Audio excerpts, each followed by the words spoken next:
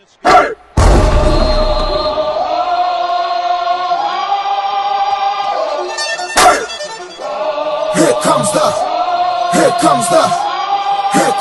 y'all don't really want it like that. Yeah. Here comes the, no. Here comes the, oh. Here comes the, y'all don't really want it like that. Yeah. Here comes the, no. Here comes the, oh. Here comes the, y'all don't really want it like that. E-double-L, I said so, I keep it. The physical aspect of football makes the game as popular as it is today. As fun as it is to see a big hit, however, many tend to forget what sometimes happens after the whistle is blown. Injuries happen, and most are treatable due to advances in medicine. But the injury known as a concussion is so new that players and coaches more often than not treat concussions falsely, which can lead to bigger problems.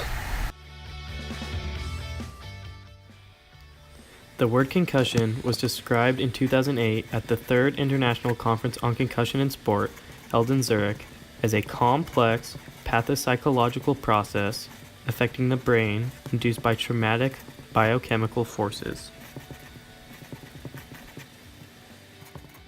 Symptoms caused by concussions can range from mild to severe and consist of impaired thinking, loss of concentration, vomiting and nausea, headaches, dizziness, trouble sleeping, etc. Sounds bad, right? Well, not everyone thinks so. In fact, in 2013, 49.5% of players never missed a game after having a concussion.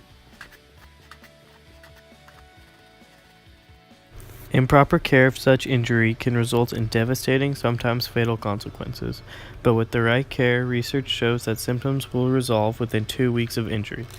However, it also found that 10 to 30% of concussed high school athletes suffered symptoms lasting longer than 6 weeks.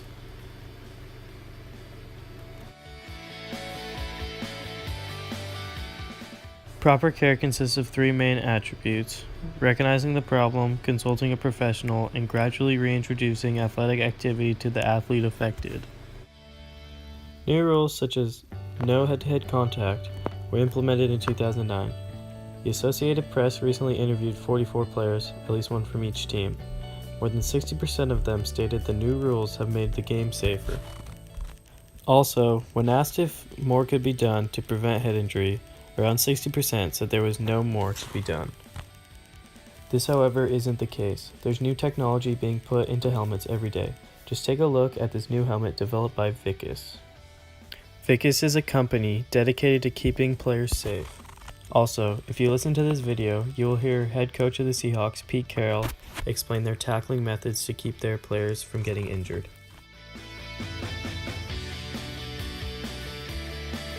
Passing game coordinator Rocky Seto, we've put together a film to present our style of tackling techniques. It's a system that we've been teaching and utilizing for the last 4 years at the Seahawks and since our days at USC. To break it down, our tackling system features shoulder tackling and a renewed emphasis to take the head out of tackling. We've found our style to be successful in the NFL and college, and we believe it could be employed on all levels. We're passionate about teaching this style of tackling because we desire to keep the standards of the game high and make the game as safe as possible. To explain further, we are a shoulder leverage tackling team. We have found that we can practice and drill our tackling without pads or a helmet. We can train and develop our safe tackling system in shorts and t-shirts, and it's a system that we believe will work on all levels and during all phases of the year, in season, off season, and spring football. How we teach this system of tackling was recently inspired by those who play rugby around the world. Rugby players have taken the head out of the game and truly exemplified shoulder tackling. You'll see several clips of rugby tackling throughout the film.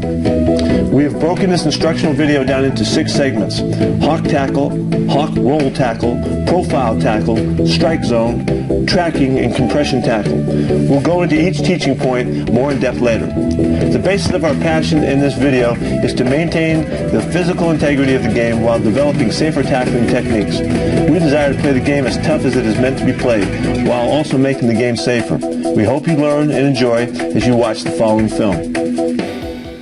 To conclude, concussions are a fairly new discovered injury which cause very many brain and body dysfunctions.